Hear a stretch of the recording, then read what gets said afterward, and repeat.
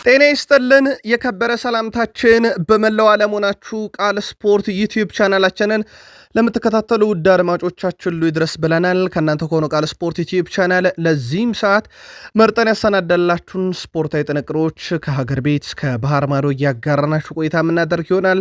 እንደ ሁል ጊዜው አብራችሁን ቆዩ። ላይክ፣ ሰብስክራይብ፣ ሼር ማድረግ እንዳይረሳ ብለናል። ውድ ቤተሰቦቻችን ሳምንቱ መጨረሻ ቀናቶች ላይ እንገኛለን። ስለዚህ የሊግ ጨዋታዎች ይመለሳሉ። መልከታችሁን በዚህም ዙሪያ ልታደርሱን ትችላላችሁ። እኛ በመረጃ ሰዓታችን አስቀድመን የሀገር ቤት መረጃና የአህጉራችን አፍሪካን ጉዳይ እናነሳለን። በአውሮፓ የመረጃ ሰዓታችን የአውሮፓ መድረክ ጨዋታ ውጤቶች እጃችን ላይ ስለደረሱ የተወሰኑትን ለእናንተ ውድ አድማጮቻችን ይዘናል። በርከት ያሉ መረጃዎችን ስናነሳ ለየት ያሉ ሁነቶች የተስተናገዱበት ስቴዲየሞች ላይ ትኩረት እናደርጋለን። በመካከለኛው ምስራቅም ሲጠበቅ የነበረ ጨዋታ ነበረ፣ እናነሳችኋለን።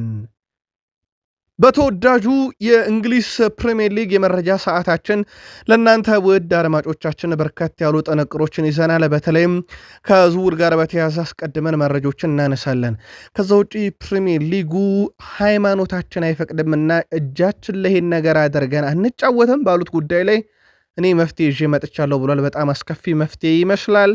በታላላቅ የፕሪሚየር ሊግ ክለቦች ዕለታዊና ወቅታዊ መረጃዎችን ካነሳን በኋላ በታላላቆቹ ቢግ ሲክስ ክለቦች ቶትናም ተጫዋች በይፋ አስፈርሟል። ሲቲ ቤት አዲስ ጉዳይ እናነሳለን።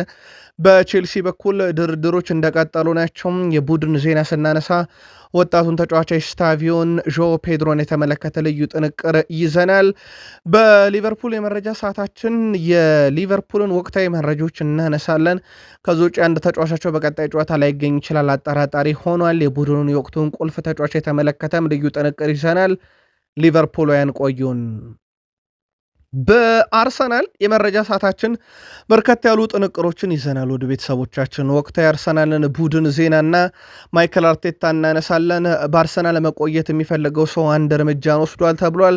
የአርሰናል 3 አጥቂዎችን ወቅታዊ ሁኔታ እናነሳለን። ከዛ ውጭ ከተከላካይ እስከ አማካይ ክፍሉ ያሉ ወቅታዊ መረጃዎችን ስናነሳ የአንድ ተጫዋች ድርጊት መነጋገሪያ ሆኗል። በአርሰናል ቤት ተጨማሪ መረጃዎችን ይዘንበታል።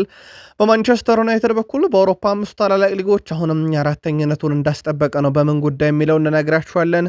በማንቸስተር ዩናይትድ በኩል ወጣቱ ተጫዋች 10 ፈላጊዎች ያሉት ቀዳሚው ሆኗል። ብሪያን ቤሞን የተመለከተ መረጃ እናነሳለን። በ60 ሚሊዮን ዩሮ በ30 ዓመቱ ያስፈረሙት ካርሎስ ካዘሜሮ በአመቱ መጨረሻ ዩናይትድን መልቀቅ ተከትሎ ምን አዳዲስ ነገሮች ይጠበቃሉ? በዩናይትድ ቤት ተጨማሪ መረጃዎችን ይዘን መተናል። እስከ ፕሮግራማችን ፍጻሜ ቆዩ። ላይክ፣ ሰብስክራይብ፣ ሼር ማድረግ እንዳይረሳ።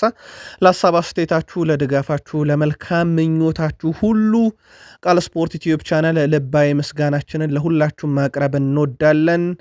እኔ ቃል ነኝ። እናንተን ሀሳብ አስተያየት እያጋራችሁን መልካም ቆይታ ተመኘን። የኢትዮጵያ ፕሪሚየር ሊግ 16ኛ ሳምንት ሁሉም መርሃ ግብሮች ተደርገው ከተጠናቀቁ በኋላ የ17ኛ ሳምንት መርሃ ግብሮች ይፋ ተደርገዋል። በዚህ መሰረት የፊታችን እሁድ 4 ጨዋታዎች ይካሄዳሉ። የፊታችን እሁድ አዳማ ሳይንስና ቴክኖሎጂ ዩኒቨርሲቲ ላይ ስቴዲየም ላይ አዳማ ከተማ ከመቀለ ሰባ እንደርታ ቀን 9 ሰዓት፣ እንደዚሁም ባህር ዳር ከተማ ከሐዋሳ ከተማ አመሻሽ 12 ሰዓት ላይ ይጫወታሉ። እሁድ በአዲስ አበባ ስቴዲየምም 2 መርሃ ግብሮች እንመለከታለን። ሀዲያ ሆሳዕና ከወልዋሎ አዲግራት ዩኒቨርሲቲ ቀን 7 ሰዓት ላይ፣ አርባ ምንጭ ከተማ ከፋሲል ከነማ እንደዚሁም ቀን 10 ሰዓት ላይ በአዲስ አበባ ስቴዲየም የሚደረጉ መርሃ ግብሮች ናቸው። የኢትዮጵያ ፕሪሚየር ሊግ 16ኛ ሳምንት ውጤት በኋላ ደረጃ ሰንጠረዡን ከፍተኛ ግብ አስቆጣሪነቱን በቃል ስፖርት ዩቲዩብ ቻናል ጃንዋሪ 22 ዕለተ ሐሙስ ምሽት ባቀረብነው ጥንቅር ላይ አካተንላችኋል። አፍሪካ ደረስን። የሴኔጋል ብሔራዊ ቡድን የአፍሪካ ዋንጫን ካነሳ በኋላ በርካታ አነጋጋሪ ነገሮች ነበሩ። በርካታ አነጋጋሪ እርምጃዎችን በቀጣይ ይጠበቃሉ። የሴኔጋል ብሔራዊ ቡድን አሰልጣኝ ፓፕ ቲያው ቅጣት ላይ እንዳለ ይታወቃል። ከብሔራዊ ቡድን አሰልጣኝነቱ ከልቤ ከውስጤ ከአእምሮዬ በማጠፋውን ቺን ሀገር ሞክዬ ዋንጫ በማግኘቴ በጣም ደስ ብሎኛል ብሏል። የኔ ዓላማ ተጫዋቾችን መጠበቅ፣ የኔ ዓላማ እየደረሰብን ያለውን ተቃውሞ መከላከል ነበረ በወቅቱ ብሏል። እናም በስተመጨረሻም ጨዋታውን እንዲቀጥል አደረግን፣ ዋንጫ አሸነፍን። 28 ተዋጊዎች 28ቱም ለድል የተፋለሙበት ምርጥ አገር ምርጥ ብሔራዊ ቡድን ብሏታል ሴኔጋልን። ከድሉ በኋላ የሴኔጋል ብሔራዊ ቡድንና ፓፔቲያው ከካፍ ተጨማሪ ቅጣቶችን ያስተናግዳሉ ተብሎ እየተጠበቀ ነው። እኛም እጃችን ላይ እንደደረሰ እናደርሳችኋለን። ዛሬ የአውሮፓ የሊግ ጨዋታዎች ይመለሳሉ። በአውሮፓ የሊግ ጨዋታዎች ሲመለሱ በፍራንስ ሊጋ ምሽት 4 ሰዓት ኦግዤር ከፒኤስጂ የሚያረጉት ጨዋታ ይጠበቃል። ምሽት 4 ሰዓት ከ30 በጀርመን ቡንደስሊጋ ሴንት ፓውሊን ከሃምቡርግ፣ ምሽት 4 ሰዓት ከ45 ደቂቃ ሲል በጣሊያን ሴሪያ ኢንተር ከፔሲያ፣ በስፔን ላሊጋ ምሽት 5 ሰዓት ሌቫንቴ ከኤልቼ የሚያደርጓቸው ጨዋታዎች ይጠበቃሉ። ተወዳጁ የእንግሊዝ ፕሪሚየር ሊግ በዕለተ ቅዳሜ ነው ጅማሮን የሚያደርገውም። በምሳሳት መረጃችን ላይ ተጨማሪ መረጃዎችን በእነኚህ ጨዋታዎች ዙሪያ እንደዚሁ የምናጋራችሁም ይሆናል። በኤሮፕ ሊግ የሰባተኛ ሳምንት መርሃ ግብሮች ተጠባቂ ጨዋታዎችን እንመልከት። ፓኮ በሜዳውና በደገፊት የስፔኑን ክለብ ሪያል ቤትስን 2-0 በሆነ ውጤት ድል አድርጓል። ያልተጠበቀ ውጤት ነው በሪያል ቤትስ በኩል የተመዘገበው። ሪያል ቤትስ የጨዋታ ብልጫ ቢኖረውም ግን በጨዋታው ላይ አሸናፊ ፓኦክ ነበረ። ዙቪኮቪች 67ኛው ደቂቃ ላይ፣ ጎክ ማኪስ 86ኛው ደቂቃ ላይ በፍጹም ቅጣት ምት ሁለቱን የፓኦክ ግቦች አስቆጥረው ነው ሪያል ቤትስን 2-0 በሆነ ውጤት ድል ማድረግ የቻሉት።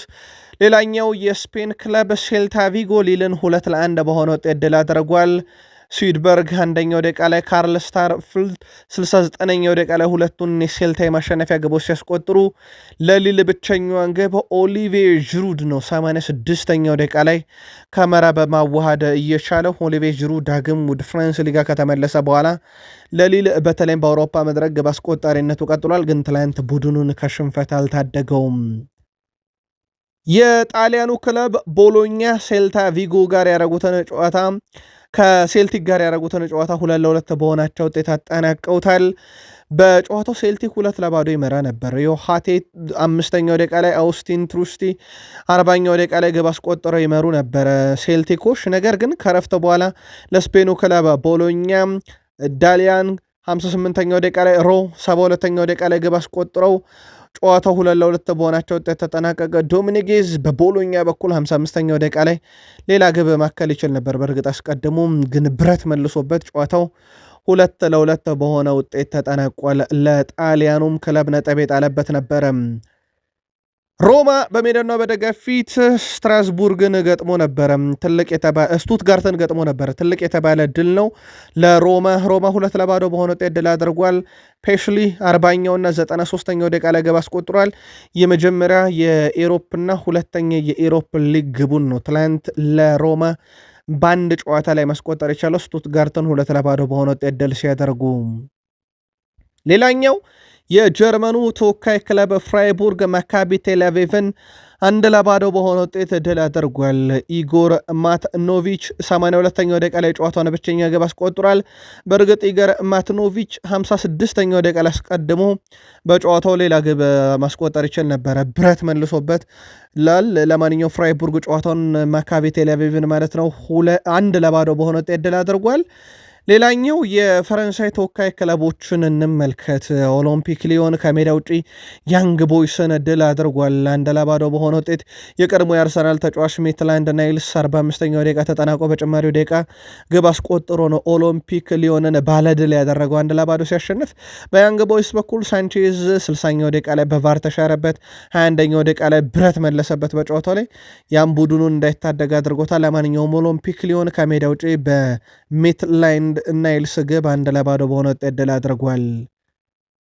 ሌላኛው የፍራንስ ሊግ ተወካዩ ክለብ ኒስ ጎሄድ ኤግልስን 3-1 በሆነ ውጤት ድል አድርጓል።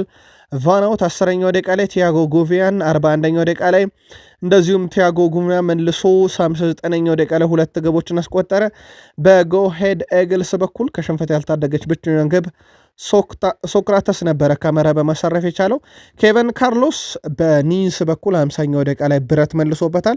ኒንስ ጨዋታውን 3-1 በሆነ ውጤት እንደዚሁ ድል ማድረግ የቻለበትም ነበረ። አብዛኞቹ የአውሮፓ ውስጥ ተጠባቂ ከነበሩ ክለቦች በኤሮፕ ሊግ የተመዘገቡ ውጤቶች እነኝን ይመስሉ ነበር። ከፕሪሚየር ሊግ ተወካዮች ሁለት ክለቦች ጨዋታ ነበራቸው። አንደኛው በብራጋ እና በኖቲንግሃም ፎረስት መካከል የነበረ ጨዋታ ነው። ከሜዳ ውጭ ተጉዞ የተፋለመው የፕሪሚየር ሊጉ የሺያንዳይኮ ቡድን ኖቲንግሃም ፎረስት 1-0 ተሸንፏል። ለስፖርቲንግ ብራጋ ብቸኛዋን የማሸነፊያ ግብ ያቴስ 54ኛው ደቂቃ ላይ የኖቲንግሃም ፎረስት ተጫዋች በራሱ መረብ ላይ ያሳርፏት ነው ጨዋታውን 1-0 በሆነ ውጤት ኖቲንግሃም ፎረስት የተሸነፈው። ላኛው የፕሪሚየር ሊጉ ክለብ አስቶን ቪላ ከሜዳ ውጭ ወደ ቱርክ አቅንቶ ፌነርባቼን 1-0 አሸንፏል። ጀደን ሳንቾ 25ኛው ደቂቃ ላይ ብቸኛዋን ግብ ከመረብ አዋህዷል። ጀደን ሳንቾ የመጀመሪያ ግቡን ነው ለአስቶን ቪላ ከመረብ ማዋሃድ የቻለው። ጀደን ሳንቾ 19 ጨዋታን ተጫውቷል። አስቶን ቪላ አንድ ግብ አለው። የትላንትኗ ምንም አሲስት የለውም። ከ5 ወር በኋላ ነው የመጀመሪያ ግቡን ራሱ ማስቆጠር የቻለው። ጀደን ሳንቾ በአራት የተለያዩ ክለቦችም ግብ ያስቆጠረ የመጀመሪያው ተጫዋች ሆኗል። በአውሮፓ መድረክ ላይ እንግሊዛዊ ተጫዋች በመሆን ከፒተር ክሮች በመቀጠል በዚህ ሰዓት ደግሞ ከቦሩሲያ ዶርትመንድ፣ በማንቸስተር ዩናይትድ፣ በቼልሲ እና በአስቶን ቪላ ግብ አስቆጥሯል። በተለያዩ የአውሮፓ መድረኮች በኤሮፕ ሊግ፣ በፕሪሚየር ሊግ፣ በሻምፒዮንስ ሊግ ግብ ያስቆጠረም ተጫዋች መሆን ችሏል። በጣም ድንቅ ታሪክ ነው ለተጫዋቹ። ግን እንዳጠቃላይ ከ5 ወር በኋላ የተገኘች ግብ ነበረች። በጨዋታው ላይ ልዩ የነበሩ አጋጣሚዎች ኡናይ ኤምሬ ከዩሪ ቴሌማንስ ጋር ከፍ ያለ ጸብ ውስጥ ገብተው ነበረ። ኦልሞስት ድብድብ የሚመስል ነገር ነበረው። ተቀይሮ ሲወጣ ነው ከአሰልጣኙ ጋር ግብግብ ውስጥ የገባው። ይህ ነገር የዩሪ ቴሌማንስን የአስቶን ቪላ ቆይታ የመጨረሻ ያደርገው የሆነ ወይ እርምጃ ይወስዱበታል ወይ ምን አይነት እርምጃ የሚለው ይጠበቃል። ትናንትና ግን ተናንቋቸው ነበር አሰልጣኙን። በጣም ያልተጠበቀ ድርጊት ነበረ። ለማንኛውም ከድሉ በኋላ ኡናይ ኤምሬ 20ኛ የአውሮፓ መድረክ ድላቸውን ነው ትላንትና ከአስቶን ቪላ ጋር የተቀናጁት። በ31 ጨዋታ ነው። ከዚህ በፊት ሞይስ ኒኮልሰን እንደ ፔሽል የተባሉ አሰልጣኞች ፈጣን ሆነው ነበር የእንግሊዝ ክለቦችን ይዘው 20 ድል ላይ በመድረስ። አሁን እሳቸው ያንን አድርገዋል ከአስቶን ቪላ ጋር። በእርግጥ አስቶን ቪላም ከመጡ በኋላ እሳቸውም የአውሮፓ መድረክ ብርቁ እንዳይሆን እንዳደረጉት ይታወቃል። በጣም አስደናቂ የሚባል ድል ነበር። እንደ አጠቃላይ ውድ ቤተሰቦቻችን አስቶን ቪላ ድሉን ተከትሎ ወደ 8 ውስጥ መግባቱን እንደዚሁ ትላንት አረጋግጧል። ሊዮን በ18 ነጥብ፣ አስቶን ቪላ በ18 ነጥብ ኤሮፕ ሊግን እየመሩ ወደ 16 ውስጥ መግባታቸውን አረጋግጧል። ሌሎች ከ8ኛ ሳምንት በኋላ ይለያሉ። ፍራይቡርግ 17 ነጥብ አለው ከታላላቅ ክለቦች ውስጥ። በሮማ በኩል በ15 ነጥብ 6ኛ ደረጃ ላይ ነው ያለው። ሪያል ቤስ ትላንት በጣም የሚያስቆጭ ነጥብ ነው የጣሉት። በ14 ነጥብ 8ኛ ናቸው። ምናልባት የፕሪሚየር ሊጉ ሌላኛው ተወካይ የኖቲንግሃም ፎረስት በ11 ነጥብ 16ኛ ደረጃ ላይ ነው የሚገኘው። ኖቲንግሃም ፎረስትም ቢያንስ በጥሎ ማለፍ ወደ 16 ውስጥ መግባት የሚችልበትን ደረጃ አግኝቶታል።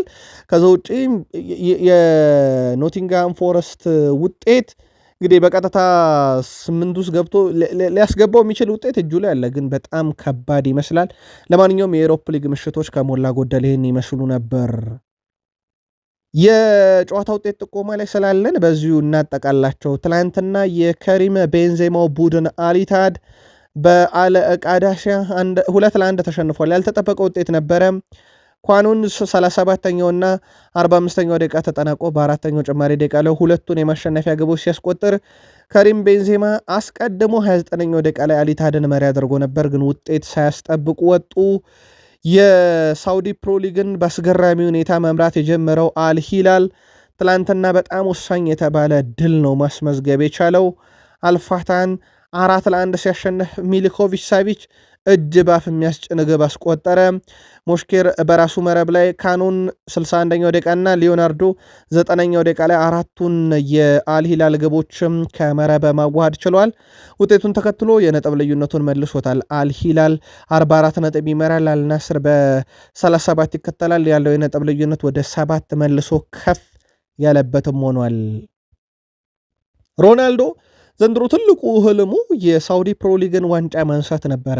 ለዛም አሰልጣኙ እንዲሰናበቱ አደረገ። ኮንትራቱን ሲፈርም የሚፈልጋቸው ተጫዋቾች ከአውሮፓ እንዲመጡለት ተደረገ። ኪንግስሊ ኮመን፣ ጆ ፍሌክስ፣ እሱ ራሱ የተሳተፈበት ዝውውር ነበር። ጆ ፍሌክስ የሳውዲ ፕሮ ሊግ አረብ ካፕ ድረስ እስኪቋረጥ እስከ 10ኛ ሳምንት ከ10 ጨዋታ 10ሩንም አሸንፈው ይመሩ ነበር በሳውዲ ፕሮ ሊግ። ከዛ በኋላ ግን ከመጡ በኋላ በ4 ተከታታይ ጨዋታ ያስመዘገቡት ውጤት በመሪነት ደረጃ የነበሩበትን ነጥብ ወርደውም ላሊላል ደረጃውን አስረክበዋል።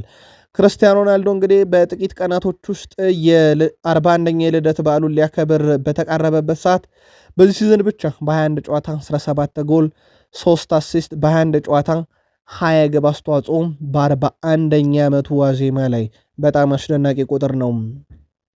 ወደ አውሮፓ ተመለስን ውድ ቤተሰቦቻችን። ከሰሞኑ የአውሮፓ ሻምፒዮንስ ሊግ ጨዋታዎች ነበሩ። በአውሮፓ ሻምፒዮንስ ሊግ በዚህ ውድድር ዓመት በአማካኝ የኬሊያን ምባፔን ያክል ከፍተኛ ሬቲንግ ያገኘ ተጫዋች የለም። የሪያል ማድሪድ ኮከብ በአማካኝ ወደ 8.82 ሬቲንግ በሁስኮርድ ያገኛል። ከፍተኛ ግብ አስቆጣሪ ነው። 11 ግቦች አሉት። ሃሪ ኬን ሁለተኛ፣ ማይክል ኦሊሴ ሶስተኛ፣ ዩሊያን አልቫሬዝ አራተኛ፣ ዶሚኒክ ሴቦስላይ አምስተኛ፣ ቪክተር ኦሴሜን ስድስተኛ፣ ላሚን ያማል ሰባተኛ፣ ጃን ፒተር ሲውጅ ስምንተኛ፣ ከቫራትስኬሊያን ዘጠነኛ፣ ቲቦት ኮርቷ አስረኛ ናቸው በከፍተኛ ሬቲንግ በማግኘት የኬሊያን ምባፔን ግን የሚስተካከል የለም። ዘንድሮ የክርስቲያኖ ሮናልዶን ሪካርዶች በመጠጋትና በመስበር ላይ የተጠመደበትም ዓመት እንደሆነ ይታወቃል። ቪኒሺየስ ጁኒየርን ለማስፈረም የሳውዲ ክለቦች በቀጣይ ትልቅ ፕሮጀክት ይዘው እየጠበቁት ነው ተብሏል። ተጫዋቹ በሪያል ማድሪድ የቀረበለትን ኮንትራት እስከዚህ ሰዓት ድረስ እንዳልፈረመ ይታወቃል። በዚህ መሰረት የሳውዲ ክለቦች እንግዲህ እየጠበቁት ነው ተብሏል። ተጫዋቹ ውሳኔውን በተመለከተም ገና ተጨማሪ 1 ዓመት አለኝ ብዙ የሚያስቸኩል አይደለም ማለቱ ይታወቃል። ከዚህ ጋር በተያያዘ ውድ ቤተሰቦቻችን ለማጣራት ባደረግነው ጥረት የሳውዲ ፕሮሊግ 2 ቢሊዮን ዩሮ በጀት ለወጣት ተጫዋቾች አዘጋጅቷል ተብሏል። ከዛ በዘለለ ግን ወደ ሳውዲ ፕሮሊግ እንዲመጡ ልምድ እንዲያካፍሉ ከተፈለጉት ውስጥ አንደኛው ቪኒሺየስ ጁኒየር ነው ተብሏል። እንደ ሳላ፣ ብሩኖ ፈርናንዴስ፣ ካርሎስ ካዛሜሮ፣ ሮበርት ሌዋንዶስኪ ሌሎች በሳውዲ ሊግ እንግዲህ በፕሮጀክት ደረጃ የተያዙ ናቸው። የቪኒሺየስ ጁኒየር ግን ምናልባት የላቲን ተጫዋች ነው። ከዚህ በፊት ላቲኖች አድርገውታል። ግን የባሎንዶር ህልም ያለው ቪኒሺየስ ጁኒየር ይህን በዚህ ዕድሜው ባሎንዶርን ሳያሳካ ይመርጣሉ የሚለው ደግሞ በቀጣይ ይጠበቃል። በሪያል ማድሪድ በኩል ትሬንት አሌክሳንደር አርኖልድ ቀጣይ ሳምንት ወደ ቡድኑ ይመለሳል ተብሏል። በሙሉ ጤንነት አዲሱ አሰልጣኝ ይህንን አረጋግጠዋል።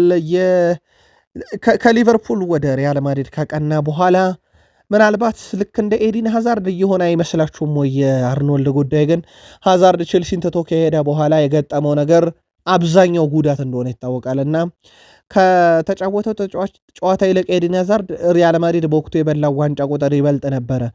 አርኖልድ በጉዳት ምክንያት እንግዲህ በርካታ ጨዋታዎች እያመለጡት ነው። ለማንኛውም ቀጣይ ሳምንት ይጠበቃል። ከባርሴሎና ጋር ወደ ተያዘ መረጃ ደግሞ እንለፍ። ውድ ቤተሰቦቻችን አብራችሁን ቆዩ። ፔድሪ በጉዳት ምክንያት ለአንድ ወር ገደማ ከሜዳ እንደሚርቅ በቃል ስፖርት ዩቲዩብ ቻናል ትላንት ነገርኳችሁ። በእነኚህ ሰዓት ሪያል ኦቪድ ኮፐንሃገን በሻምፒዮንስ ሊግ የመጨረሻው ጨዋታ ኤልቼ አልባሴቴን በኮፓ ዴላሬ ማሎርካና ዤሮናን የሚገጥምበት ጨዋታ ባርሴሎና አያገኘውም ፔድሪን። ምናልባት በአንጻራዊነት በባርሴሎና በኩል ያን ያህል ከባድ ነው የሚባል ተጋጣሚ የለባቸውም እንደሚቀጥሉት 1 ወራት ከጨዋታዎቹ አስፈላጊነት ውጪ ማለት ነው። አልባሴቴን በኮፓ ዴላሬን የሚገጥሙት በሪያል ማድሪድ በኩል ያሰናበተው ቡድን እንደሆነ ይታወቃል። አልባሴቴ የመድረኮቹ ትልቅነት ነው የሚታየው እዚህ ላይ። ኮፐንሃገን በሻምፒዮንስ ሊግ ያለ ቡድን ነው። ሻምፒዮንስ ሊግ ነው ትልቁ መድረክ እንጂ ለባርሴሎና ኮፐንሃገን በዛን ያክል ደረጃ ይከብዳል ተብሎ አይታሰብም። ለማንኛውም ከነኚህ ከሪያል ኦቪድ፣ ኮፐንሃገን፣ ኤልቼ፣ አልባሴቴ፣ ማሎርካ፣ ዤሮና ጨዋታ በኋላ በይፋ ከጉዳቱ አገግሞ ይመለሳል ተብሎ ይጠበቃል። ሌላው ከባርሴሎና ጋር በተያያዘ ሮቤርት ሌዋንዶስኪን እናንሳ። ሮቤርት ሌዋንዶስኪ 6ኛው አንጋፋ ተጫዋች ሆኗል። በአውሮፓ ሻምፒዮንስ ሊግ ግብ ያስቆጠረ በዚህ ሳምንት ግብ አስቆጥሮ ነበር። 37 ዓመት ከ153ኛ ቀኑ ላይ ግብ ያስቆጠረ 6ኛው በዕድሜ አንጋፋው ተጫዋች ሆኗል። በቀጣይ ክረምት ባርሳን በቋሚነት ይለቃል ተብሎ ይታሰባል። አትሌቲኮ ማድሪድ የፊት መስመር ተጫዋች ዩሊያን አልቫሬስ በአመቱ መጨረሻ ክለቡ ሊለቅ እንደሚችል ያረጋገጠው አትሌቲክ አርጀንቲና አጥቂ ዩሊያን አልቫሬስ በቀጣይ መዳረሻው የት ይሆናል የሚለው ግን በትልቁ ይጠበቃል። ከዚህ ጋር በተያያዘም አርጀንቲናዊ አጥቂ ዩሊያን አልቫሬስ የሚቀርቡለትን ሁሉንም አማራጮች በመመልከት የመጨረሻ ውሳኔውን ይወስናል ተብሏል። በርካታ ታላላቅ ክለቦች ዩሊያን አልቫሬስን ለማስፈረም ፍላጎት አላቸው። ከዛው ከስፔን ከእንግሊዝ ፕሪሚየር ሊግ በትልቁ የሚጠበቁና የሚጠቀሱ በርካታ ክለቦች አሉ። ዝርዝሮቹን ትላንት አንስተናቸው ነበረ። ዩሊያን አልቫሬዝን ካነጋገሩ ክለቦች ግን ያው ባርሴሎና ይጠቀስ ነበር። ምክንያቱም ሮቤርት ሌዋንዶስኪን ስለሚለቅ፣ ግን የፋይናንሱ ሁኔታ እንደታሰበው ቀላል ላይሆን ይችላል ተብሏል። ለባርሴሎና ይህንን አጋጣሚ የሚጠቀሙ የፕሪሚየር ሊግ ክለቦችም ሊኖሩ ይችላሉ ተብሏል። ፕሪሚየር ሊግ ለዩሊያን አልቫሬዝ አዲስ እንዳልሆነ ይታወቃል። ከሰሞኑ ዣን ፌሊፔ ማቴታን የግላቸው ለማድረግ በርካታ ጥረት ሲያደርጉ የነበሩት ዩቬንቱሶች በዝውውር ሂሳብ ከፓላስ ጋር አልተስማሙ ነበረ። አሁን ሞሮካዊ አጥቂ ዩሱፍ አልነስሪን ለማስፈረም አብዛኞቹ ስራዎች እየተጠናቀቁ ነው ተብሏል። በተያዘው እቅድ መሰረት የ40 ሚሊዮን ፓውንድ አካባቢ ነው በክሪስታል ፓላስ በኩል ተጠይቀው የነበሩት ዩቬንቱሶች። የዚህ ተጫዋች ዝውውር ሂሳብ ግን በጣም ዝቅተኛ ነው ተብሏል። ዩሱፍ አልነስሪ ለማንኛውም ድርድሩ ወደ መጨረሻ ምዕራፍ ደርሷል። ሲጠናቀቅ ተከታትለን እንነግራችኋለን። ሌላ የተጠናቀቀ ዝውውር አለ። በጣሊያን ውስጥ ናፖሊ ተጫዋች ለማስፈረም ከስምነት ደርሷል። ከሄላስ ቬሮና አጥቂው ጆቫኒን ለማስፈረም ነው ከስምነት የደረሱት። የውሰት ውል ነው። የመግዛት ግዴታ በመቶ መጨረሻ በ20 ሚሊዮን ዩሮ ተካቶበታል። የሕክምና ምርመራውን በሚቀጥሉት 24 ሰዓታት ውስጥም በናፖሊ ተገኝቶ እንደዚሁ ያደርጋል ተብሎ ይጠበቃል። ቦዶ ጌልሜት ሲቲን ካሸነፈ በኋላ አንድ ተጫዋች አነጋጋሪነቱ ቀጥሏል። የንስ ፒተር የዚህ ተጫዋች ቁጥሮች በጣም አስገራሚ ናቸው። ውድ ቤተሰቦቻችን በአውሮፓ ሻምፒዮንስ ሊግ ብቻ በ5 ጨዋታ 4 ግቦችን አስቆጥሯል። ጀንስ ፒተር ሂውጅ ይህን ተጫዋች በርካታ ክለቦች እየተመለከቱት ነው ተብሏል። የበርካታ የአውሮፓ ታላቅ ክለቦችንም ቀለብ ስቧል። በአመቱ መጨረሻ ወይም ቀጣይ ክረምት ላይ አጀንዳ ሊሆን እንደሚችል ነው አትሌቲክ የሚያስነበበው። የጆዜ ሞሪኖ ንግግር ወይም የሰሞኑ ሀሳብ መነጋገሪያነቱም እንዲሁ ቀጥሏል። ለማን የተናገሩት የሚለው ግን አሁንም ግልጽ አይደለም። እሳቸው በጣም ሰርፕራይዝ እየሆንኩ እየተገረምኩኝ ነው ብሏል። ምክንያታቸው አንዳንድ አሰልጣኞች ያለምንም ስኬት የአውሮፓን ግዙፍ ክለቦች እያሰለጠኑ ነው ብለዋል። ከሰሞኑ እንግዲህ አሰልጣኝ ተሹሞ የተመለከት ነው በቼልሲ፣ ማንቸስተር ዩናይትድ በፕሪሚየር ሊግ በትልቅ ክለቦች፣ ከዛ ማድሪድ አረቤልዋን ሾሟል። ምናልባት እሳቸውም ከነኚህ መንበረ ስልጣን አንዱ ይገባኛል እያሉ ወይም አንዱ በጣም ልምድ ላለው ይገባል እያሉ ይሆን? ለየትኛውስ ክለብ ይሆን የተናገሩት? እሳቸው አንዳንድ ጊዜ ምንም ስኬት የሌለው አሰልጣኝ ታላላቅ የአውሮፓ ክለቦችን ሲያሰለጥን በጣም ይገርመኛል ብለዋል። አሰልጣኝ ላይ ስላለን የካርሎ አንቸሎቲን ጉዳይ እናንሳ። ውድ ቤተሰቦቻችን የብራዚል እግር ኳስ ፌዴሬሽን ለካርሎ አንቸሎቲ እስከ 2030 የሚያቆይ ኮንትራት አቅርቦላቸዋል። ኮንትራቱን በጠረጴዛቸው ላይ ነው ይላል ፋብሪዞ ሮማኖ። አሁን የቀረው ነገር የእሳቸው ፊርማ ብቻ ነው። በብራዚል ብሔራዊ ቡድን በኩል እሳቸው አሰልጣኝ ከሆኑ በኋላ የወዳጅነት ጨዋታ ነው ሲያደርጉ የነበረው። ምክንያቱም አስቀድሞ ብራዚል አብዛኛውን ነገሯን ጨርሳ ነበረ ወደ ዓለም ዋንጫ ለመግባትና በእሳቸው ስር ሞር ቡድኑ የወዳጅነት ጨዋታ ይበዛው ነበረ። ለማንኛውም የብራዚል እግር ኳስ ፌዴሬሽን በእሳቸው ሙሉ ለሙሉ ደስተኛ ነውና እስከ 2030 ለማቆየት ፍላጎት አለው። ተስማምተው የሚፈርሙ ከሆነ የእሳቸው የክለብ እግር ኳስ የማሰልጠን ነገር እያበቃለት የመጣ ይሆናል ማለት ነው።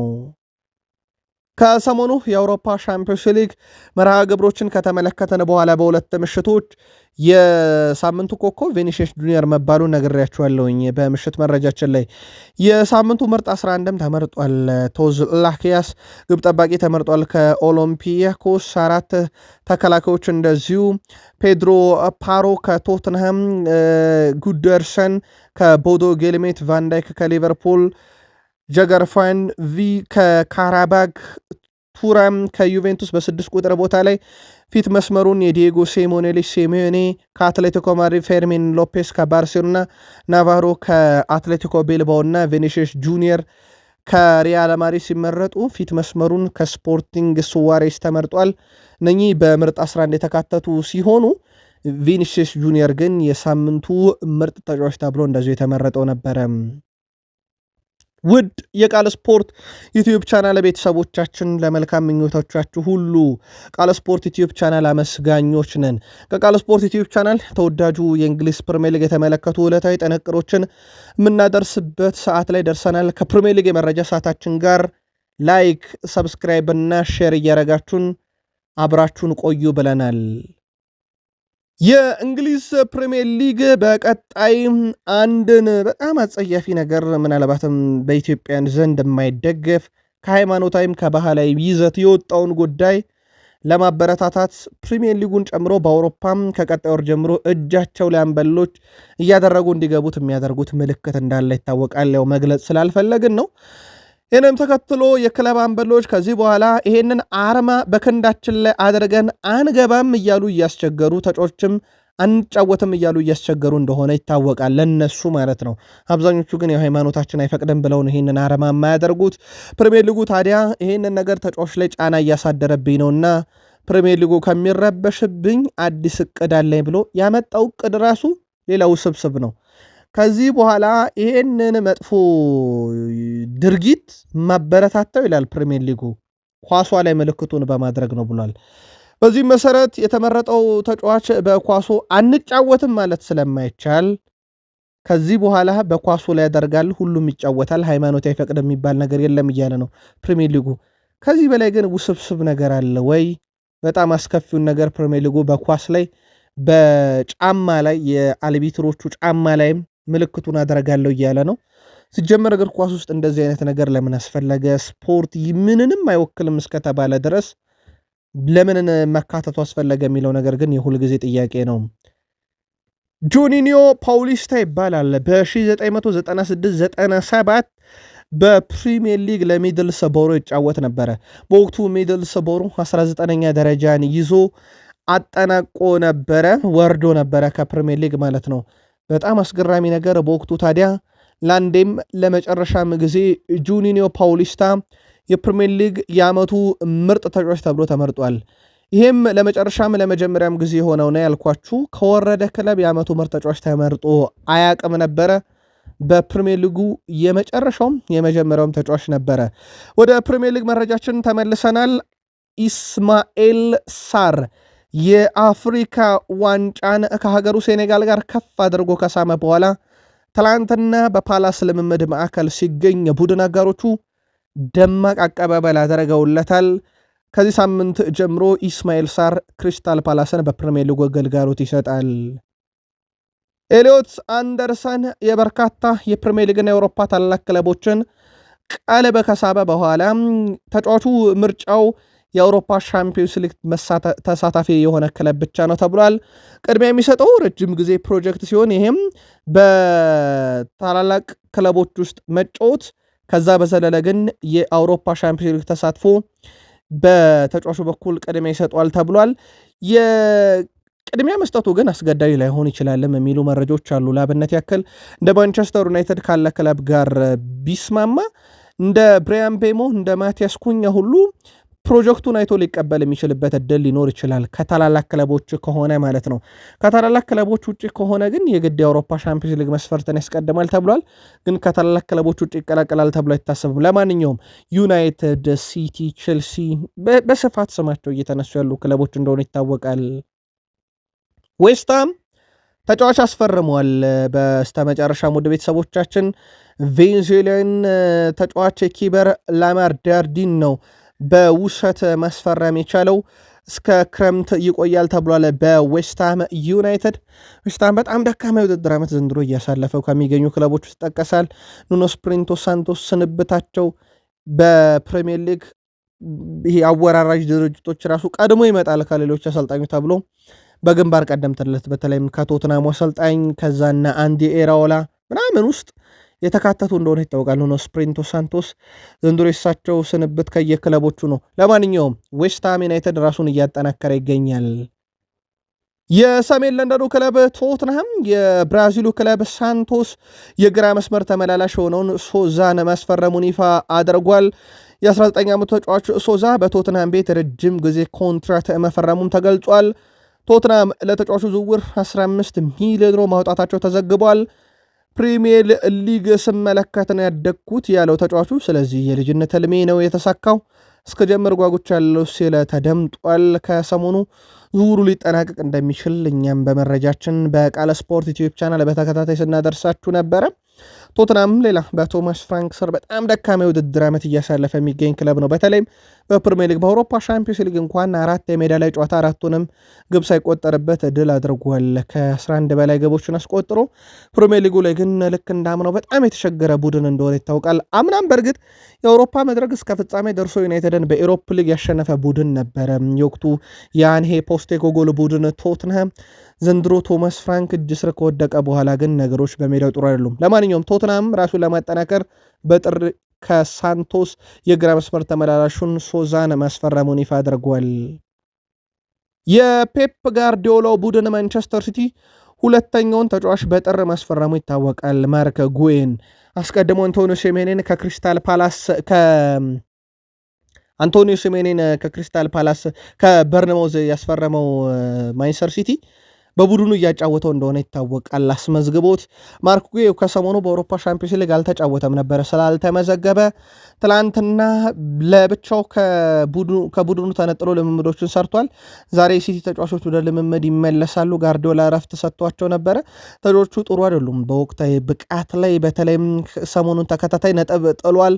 በርከት ያለ ግብ ቡድኑ እያስተናገደ ነው።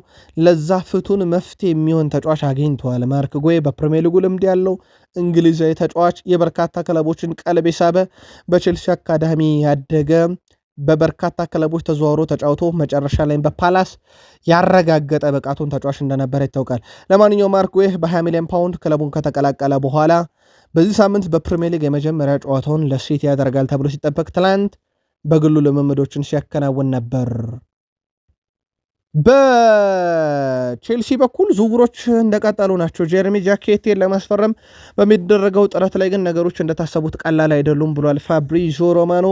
አሁንም የዝውውር ሂሳብ ሊስማሙ አልቻሉም። ሬንስ 65 ሚሊዮን ፓውንድ በላይ ይፈልጋል። ቼልሲ እስከ 40 ሚሊዮን ፓውንድ አጠቃላይ ክፍያው እንዲሆን ይፈልጋል። ድርድሮቹ ቀጥለዋል። አስቀድሞ ተጫዋቹ በግሉ ቼልሲን ለመቀላቀል ቢስማማም እስከዚህ ሰዓት ድረስ ግን የዝውውር ሂሳቡ ቼልሲና ሬንስን ሊያስማማቸው አልቻለም። ድርድሩ እንደቀጠለ ነው። ቃል ስፖርት ዩቲዩብ ቻናልም መረጃውን ከስር ከስር እየተከታተለን ለቼልሲ ደጋፊዎች እንደዚሁም እናጋራችሁም ይሆናል። ሌስኮት የቀድሞ ተጫዋች ነው። ስለ ኤስታቪዮ ዊሊያን ሀሳቡን አጋርቷል። ጨዋታዎችን ሲጀምር በጣም አስደናቂ ነው ብሏል። በሱ እኔ በጣም ደስተኛ ነኝ። ሜዳ ላይ በሚያሳየው ብቃት ጨዋታ ላይ የራሱን ተጽዕኖ እየፈጠረ ይገኛል። ተቃራኒ ቡድኖች እሱ አደገኛው ተጫዋች እንደሆነ ማወቅ ጀምሯል። አሁን አስተውላችሁ ከሆነ በሁለትና በሶስት ተጫዋቾች የሚይዙት ተጫዋች ሆኗል። ይሄም አውሮፓ ውስጥ የተጫዋቹ ብቃት ምን ያህል እያደገ እንደመጣ ማሳያ ነው ብሏል። እናም ጁሊየን ሌስኮት የቀድሞ ሲቲ ተጫዋች ኤስታቪዮ ሜዳ ላይ እያደረገ በሚገኘው ነገር ቼልሲ ብዙ ግልጋሎት እንደሚያገኝ እርግጠኛ ነኝ። ብዙ አልከበደውም ብሏል። ለመላመድም እና ቼልሲ ጠንካራው ተጫዋች ሆኗል ብሏል። ከዛ ውጪ ዲኤጎ ኮስታ ደግሞ ስለ ዦ ፔድሮ ሀሳቡን አጋርቷል። በጣም አስደናቂ አጥቂ ብሎታል። በቼልሲ ቤት ከመጣ በኋላ በጣም ወድጄዋለሁ ብሏል ዲኤጎ ኮስታ ዦ ፔድሮን ማለት ነው። በተክለ ሰውነቱም በጣም ጥሩ አቋም ያለው ተጫዋች ነው። ቴክኒካል ብቃቱን ወድጄለታለሁ፣ ግን ስፔሶችን ብዙ የሚያገኝ ተጫዋች አይደለምና አሰልጣኙ ለሱ ስፔሶችን መፍጠር የሚችሉ ሌሎች ተጫዋቾችን ወደ ሜዳ ማስገባት አለባቸው። በፕሪሚየር ሊጉ አሁን ላይ ጠንካራ የመከላከል ቅርጾችን እያየን ነው የሚለው ዲኤጎ ኮስታ ለዦ ፔድሮ ስፔስ የሚፈጠር ተጫዋች አብሮት መሰለፍ አለበት እያለ ነው። ምናልባት በሁለት አጥቂ ከሊያም ዴላፕ ጋር ማጮት አዋጭ ነው ብላችሁ ታስባላችሁ? የቼልሲውያን ዦ ፔድሮን በሀሳብ መስጫ ሳጥናችን ላይ ያጋሩን። ዲኤጎ ኮስታ ግን አንድ ተጨማሪ አጣማሪ ያስፈልገዋል እያለ ነው። በተለይም ክፍት ቦታዎችን የሚፈጥርለት። ሊቨርፑል ደረስን። በእንግሊዝ ፕሪሚየር ሊግ ሊቨርፑል በክረምት በርካታ ውጪን አውጥቷል የሚል መከራከሪያ ሲቀርብበት ነበረ። አይስማሙም ሊቨርፑሎች ግን በዚህ ምክንያቱም እኛ ተጫዋቾች ቀየርን እንጂ ተጫዋች አልገዛንም እያሉ ነበር። ለአብነት ያክል ሉዊስ ዲያዝን ከሸጥንበት ገንዘብ እና እንደ አጠቃላይ እነ ዳርዊን ኑኔዝ ተሸጠው የመጣው ገንዘብን ነው ወጪ ያደረግነው። ያ ማለት ደግሞ እንደ ወጪ አይቆጠርም፣ እኛ ያወጣነውን ወጪ አሸጋሽገናል ብለዋል። በዛ መሰረት ካሰላ ነው ምንም ጥያቄ የለውም ሊቨርፑል ወጪውን አስተካክሏል።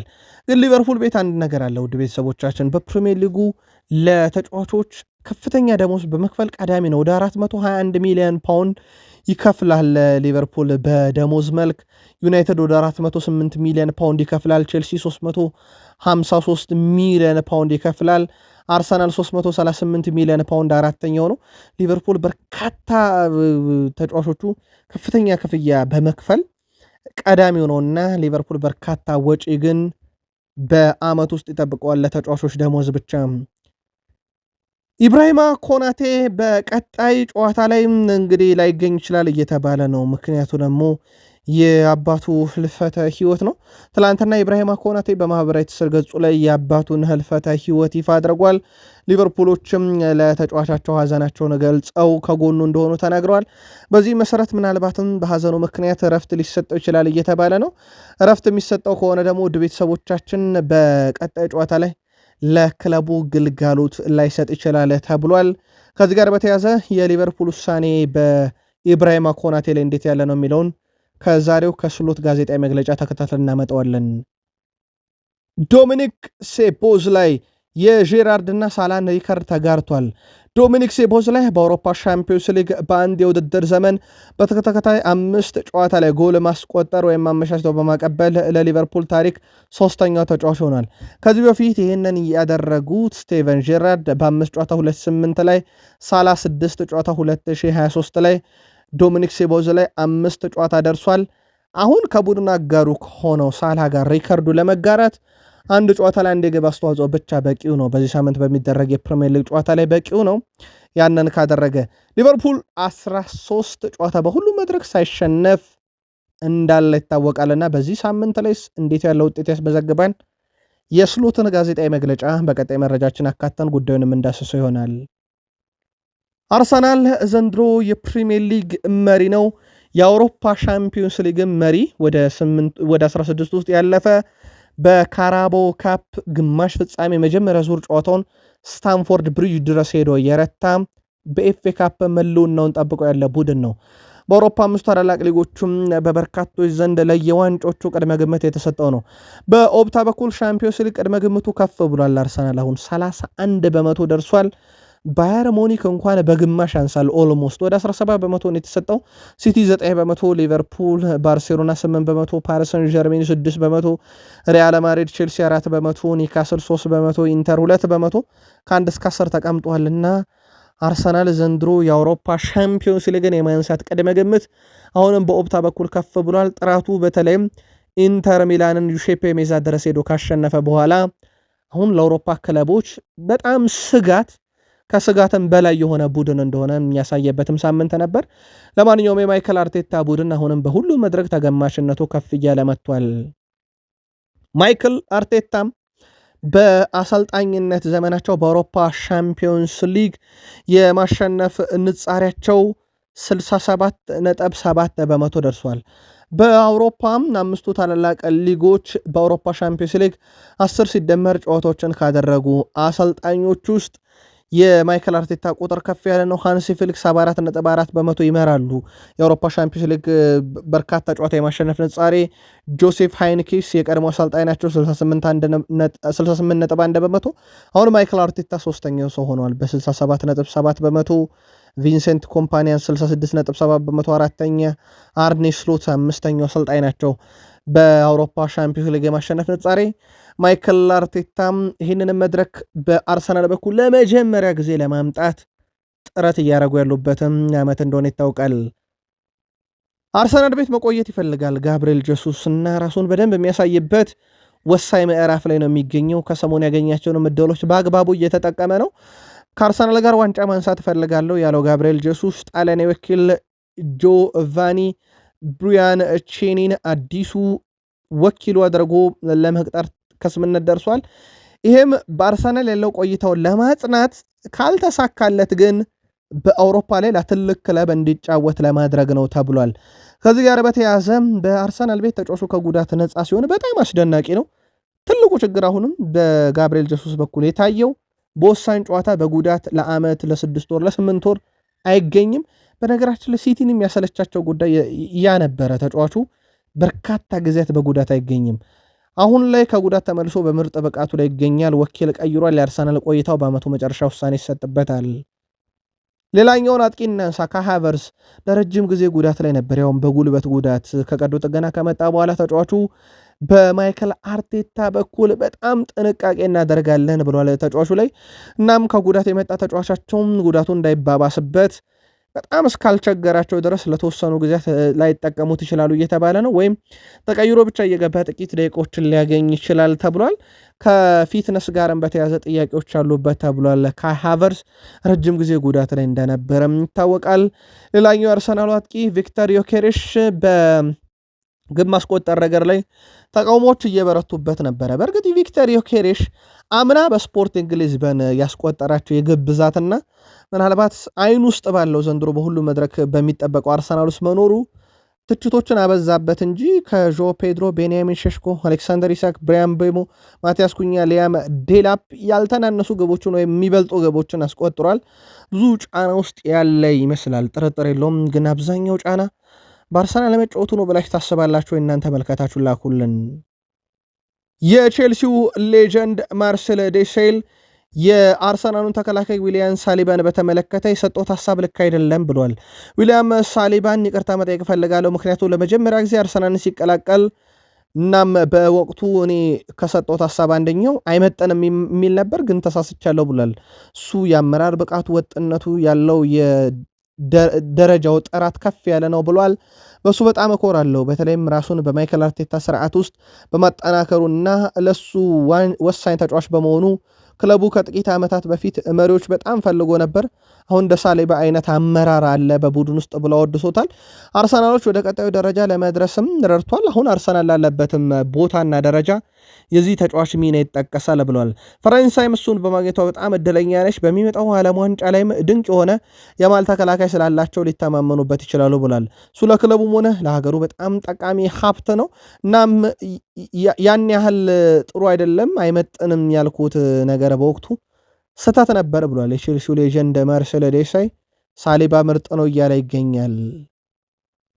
በአርሰናል በኩል ሁለቱ ተጫዋቾች የኢኤ ስፖርት የዓመቱ ምርጥ 11 ውስጥ ከተካተቱ በኋላ ሳሊባና ዴክላን ራይስ ትላንትና ሽልማታቸውን ተረክበዋል።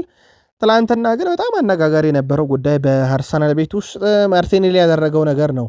ማርቲኔሊ በማህበራዊ ትስስር ገጹ ላይ እቺን ምስል አጋርቶታል። እቺ ምስል የአርሰናል አርማ ናት፣ የተለየ ነገር የላትም። ግን የታተመችው በአንድ መጠጫ ፕላስቲክ ላይ ነው። እቺን የምትመስል መጠጫ ፕላስቲክ ይኸው የአርሰናል አርማ የታተመበትን ከሰሞኑ በፕሪሚየር ሊግ ጨዋታ በርንማውዝ ከቶትናም ባረጉት ጨዋታ ቶማስ ፍራንክ ይዘው ውሃ ሲጠጡባት ነበረ። ሌላ አሰልጣኝ ቢይዘው ብዙም ላይገርም ይችላል። ግን ቶማስ ፍራንክ የቶትናም አሰልጣኝ ሆነው የአርሰናልን አርማ የታተመበትን የውሃ መጠጫ ፕላስቲክ መያዛቸው በወቅቱ አነጋጋሪ ነበር። ትላንት ጋብርኤል ማርቲኔ ደግሞ በማህበራዊ ትስስር ገጹ ላይ አጋርቶት በጣም አነጋጋሪ ሆኗል። ማንቸስተር ዩናይትድ 4ኛ ደረጃ ላይ ይገኛል። አስጠብቋል ማለትም ይቻላል። ይሄን ደረጃውን ከ22ኛም ሳምንት የፕሪሚየር ሊግ ጨዋታ በኋላ በአውሮፓ 5ቱ ታላላቅ ሊጎች ውስጥ በርካታ የግብ ዕድሎችን በመፍጠር ዩናይትድን የሚስተካከል ክለብ የለም። አሁንም በፕሪሚየር ሊግ በአውሮፓ ግን 4ኛው ነው፣ 259 የግብ ዕድል። ሪያል ማድሪድ፣ ባርሴሎና፣ ኢንተር ብሎ ዩናይትድ 4ኛ ተቀምጧል። ከፕሪሚየር ሊግ ግን ቀዳሚ ነው። አሁንም የነ ብሩኖ ሚና ምን ያህል ትልቅ እንደሆነ በዚህ ቁጥር ውስጥ ማየት እንችላለን። አብዛኛውን የግብ ዕድሎች የፈጠረው እሱ ነው በፕሪሚየር ሊግ ውስጥ። ማንቸስተር ዩናይትድ ዘንድሮ ምናልባት በጣም የሚያስቆጨው እነኛ የተፈጠሩ ዕድሎች አንዳንድ ጨዋታ ላይ ግብ ሆነው ቢሆን ኖሮ ውጤት አስጠብቆ ሆኖ ቢሆን ኖሮ ብለው የዩናይትድ ደጋፊዎች እስከሚቆጩበት ድረስ ዘንድሮ ዩናይትድ ፊት መስመሩ ላይ በጣም እንደተሻሻለ ይታወቃል። ኮቢ ሜኖ ጋር ደረስን። እስከ ሩበን አሞሪም ስንብት ዕለት ድረስ የኮቢ ሜኖ መዳረሻው ነበር ሲጠበቅ የነበረው። አሁን የዩናይትድ ቆይታው ጸንቷል። በአንድ ሲቲ ጨዋታ ደግሞ ተጫዋቹ ራሱን አሳይቷል። ከዚህ ጋር በተያዘ ውድ ቤተሰቦቻችን በአውሮፓ 5 ታላላቅ ሊጎች ውስጥ ከሚጫወቱ ተጫዋቾች ውስጥ በርካታ ፈላጊ ያለው ተጫዋች ሆኖ ነበረ። ከ10 በላይ ክለቦች ስማቸው ተያይዞ ነበረ ብለዋል። ትራንስፈር ማርኬት እስከ 40 ሚሊዮን ዩሮ አካባቢ ወጪ ሊያስደርግ ይችል ነበር ብለዋል። ከዛ ውጭ ግን በበርካታ ክለቦች ውስጥ ፍላጎት የነበረው ኮቢ ሜኖ ከ10 በላይ ፈላጊዎች የነበሩት ተጫዋች ሆኗል። የቶትናሙ ራዳ ድራጉሴን ወደ 9 ክለቦች ይፈለግ ነበር። አክሰለ ዲሳሲ ወደ 9 ክለቦች ይፈለግ ነበረ። ጀርገን ስትራንድ ላርሰን 7፣ ኤሊዮት አንደርሰን 6፣ ማቲያስ ቴሌ ወደ 6 እያለ ይቀጥላል። የኮቢ ሜኖን ግን አያክልም። ለማንኛውም በበርካታ ክለቦች ሲፈለግ የነበረው ኮቢ ሜኖ በዩናይትድ ይቆይ ዘንድ ቀጣይ ኮንትራቱን በማራዘም ዙሪያ ድርድር ከሰሞኑ ይጠበቃል። በአሁኑ ሰዓት በፕሪሚየር ሊግ ውስጥ ካሉ ተጫዋቾች ባንተ ያጮት ዘይቤ የሚጫወት ማን ነው ተብሎ የጠየቀው ዲየጎ ኮስታ የዩናይትዱ ብራያን ቤሞ ልክ እንደኔ የሚጫወት ነው ብሎ እኔን ይመስላል በጨዋታ ብሏል። ብራያን ቤሞ የክንፍ አጥቂ ነበረ፣ ግን በተወሰነ መንገድ በሩበን አሞሪም ዘመንና አሁን በማይከል ካሪክ የሲቲ ጨዋታ ላይ የ9 ቁጥር ሚናን ወስዶ ሲጫወት ተመልክተነዋል። ሞር ግን በእሳቸው በሩበን አሞሪም ዘመን አብዛኛውን ጊዜውን የወሰደው በቀኝ ክንፍ አጥቂነት እንደነበረ ይታወቃል። ለማንኛውም ዲየጎ ኮስታ ግን ልክ እንደኔ ያለ ዘይቤን የሚከተል ተጫዋች ብሎታል ብራያን ቤሙን። ብራያን ቤሙ በማንቸስተር ደርቢ ጨዋታ የነበረው ብቃቱ ይታወቃል። አሁን በትልቁ ደግሞ በአርሰናል ጨዋታ ስለ የሚለው ይጠበቃል። በፕሪሚየር ሊጉ ያው ችግር የለበትም የመላመድ፣ ምክንያቱም ለፕሪሚየር ሊጉ እንግዳ አይደለም። በዩናይትድም ጅማሮ በጣም አስደናቂ የሚባል ነው። በ60 ሚሊዮን ፓውንድ አካባቢ ያመጡት ከሪያል ማድሪድ በ30 ዓመቱ በወቅቱ አነጋጋሪ ነበር። የእሱ መምጣት ለዩናይትድ ጠቃሚ ነበረ፣ ግን የወጣበት ገንዘብና ዕድሜው ብዙ አጨቃጫቂ ነበረ። ለማንኛውም ካርሎስ ካዜሜሮ ከብዙ ጣውረድ በኋላ ከዩናይትድ ጋር በዓመቱ መጨረሻ ይለያያል። ብራዚል ተጫዋች ካርሎስ ካዜሜሮ በውድድር ዓመቱ ኮንትራቱ ሲጠናቀቅ ክለቡን ይለቃል። ዩናይትድ 1 ዓመት ተጨማሪ የማራዘም መብቱን አይጠቀምም ማለት ነው። ካዜሜሮ በውል ውስጥ ያለው 1 ዓመት ተጨማሪ የመቆየት አማራጭ ቢኖርም ዩናይትድ ለማራዘም ፈቃደኛ ያልሆነበት ምክንያቶች በጊዜ ሂደት እየጠሩ ይመጣሉ። አብዛኞቹ ግን ከክፍያ ጋር በተያዘና እድሜው ነው እያሉ ይገኛሉ። ከዚህ ጋር በተያዘ ዩናይትድ ለምን ይህን ውሳኔ ወሰነ የሚለውን ግን እናጣራለን። ከዩናይትድ ጋር እንደሚለያይ ያሳወቀው ካዜሜሮ በክለቡ ለተደረገለት ነገር ሁሉ አመስግኗል። ካርሎስ ካዜሜሮ ሲናገርም እስከ ሕይወት ዘመኔ የማንቸስተር ዩናይትድ ደጋፊ ሆናለሁ፣ ክለቡ ሁልጊዜም በልቤ ይኖራል፣ ለሁሉም ነገር በጣም አመሰግናለሁ ብሏል። አሁን የመሰናበቻ ጊዜው አይደለም ያለው ካዜሜሮ በቀጣይ ወራትም በጋራ የምንፋለምባቸው ብዙ ነገሮች አሉ ብሏል። በተለይም ክለቡን በአውሮፓ መድረክ እንዲሳተፍ ማድረግ ብሏል። አሁን ሙሉ ትኩረቴ ክለቡን በቀሩት ወራቶች ስኬታማ አድርጌ በክለቡ እንግዲህ አስደሳች ጊዜን አሳልፌ መሰናበት ነው ብሏል። ለማንቸስተር ዩናይትድ እስከዚህ ሰዓት ድረስ 146 ጨዋታዎችን አድርጓል። 34 ጎል አስቆጥሯል። 2 ዋንጫዎችን የካራባው ካፕና የኤፍኤ ካፕን ማሳካት ችሏል። በዘመነ ኤሪክ ቴንሃግ ለዘላለም የማንቸስተር ዩናይትድ ደጋፊ ሆናለሁ ብሏል። ከዚህ ጋር በተያያዘ ግን ውድ ቤተሰቦቻችን የሱ ዩናይትድ መምጣት ምንም ጥያቄ የለውም አስፈላጊ ነበር። ይህም በማስረጃ እንንገራችሁ። ማንቸስተር ዩናይትድ ከመጣ በኋላ በቡድን ውስጥ የአንድ ለአንድ ግንኙነቶችን የእሱን ያክል ያሸነፈ ተጫዋች የለም። የእሱን ያክል በጨዋታ ታክል የሚወርድ ወይም ሸርተት የወርድ ኳስ የሚያስጠል የለም። ይሄ ትልልቅ ቁጥሮቹ ነው። በሲቲ ጨዋታ ላይም ኮከብ ነበረ ካስተዋላችሁ፣ የሳምንት ጨዋታ ነው። ግን ዩናይትድ ቤት የደሞዙ ጉዳይ የዕድሜው ሁኔታ እንዳያቆይ ያደርጎታል የሚሉ መረጃዎች በስፋት እየወጡ ነው። ማንቸስተር ዩናይትድ ምንጮች አሁን ላይ የካዜሜሮን መውጣት ካረጋገጡ በኋላ ዩናይትድ ክረምት ላይ ሊያስፈረማቸው በዝርዝር ውስጥ የያዛቸውን ተጫዋቾች ማምጣትን በትልቁ እንደሚመለከቱት እንደዚሁ በእርግጠኝነት መናገር ጀምረዋል። እነ ኤሊዮት አንደርሰን እነ ካርሎስ ባሌባ አሁን ትክክለኛ እንደሚመጡ ፍንጭ የሰጠበት ነው የሱ ስንብት። ከሱ ስንብት በኋላ ምን አዲስ ነገር አለ ካላችሁ፣ ወይም ስንብቱ ከተሰማ በኋላ ብሩኖ ፈርናንዴስ ከአንተ አጠገብ በመጫወቴ በጣም እድለኛ ነኝ ሲል፣ ሌሳንድሮ ማርቲኔዝ በጣም አስደሳች ጊዜ ነበረን፣ ከአንተ ጋር አብሬ በመጫወቴ ብዙ ነገሮችን ተምሬያለሁ፣ ቡድኑን መምራት፣ ጓደኝነት፣ ትትና፣ ስራ፣ ስብዕና፣ አክብሮት፣ ሁሉም ነገር በአንተ ውስጥ ነበሩ፣ እናመሰግናለን ብሎታል። መልበሻ ክፍሉን በነገራችን ላይ በማነቃቃት በተለይም ቡድኑ ሲሸነፍ ካርሎስ ካዝሜሮ ትልቁን ድርሻ የሚወስደው ተጫዋች ነበር። ዛሬ በጣሊያን ሴሪኤ ኢንተር ከፔዥያ ምሽት 4:45፣ በጀርመን ቡንደስሊጋ ሴንት ፓውሊን ከሃምቡርግ ምሽት 4:30፣ በፍራንስ ሊጋ ምሽት 4 ሰዓት ኦግዤር ከፓሪስ ሰን ዠርሜን፣ በስፔን ላሊጋ ሌቫንቴ ከኤልቼ ምሽት 5 ሰዓት ጨዋታቸውን ያደርጋሉ። ጨዋታዎቹ እንድትከታተሉ በቃል ስፖርት ዩቲዩብ ቻናል እንዲሁም ለምትደግፏቸው ክለቦች መልካም እድል ብለናል። ቃል ስፖርት ዩቲዩብ ቻናላችን ለመልካም ምኞቶቻችሁ እጅግ አድርገን አመስጋኞች ነን። ጥቂት ደቂቃዎችን ቆይተን ተጨማሪ መረጃዎችን ለእናንተ ውድ አድማጮቻችን ይዘን የምንመጣ ይሆናል። የሳምንቱ የመጨረሻ ቀናቶች የአሰልጣኞች ጋዜጣዊ መግለጫንም እየተጠባበቅን ስለሆነ ማለት ነው። ቀኑ ያማረ ይሁንላችሁ። መልካም ቀን ተመኘን።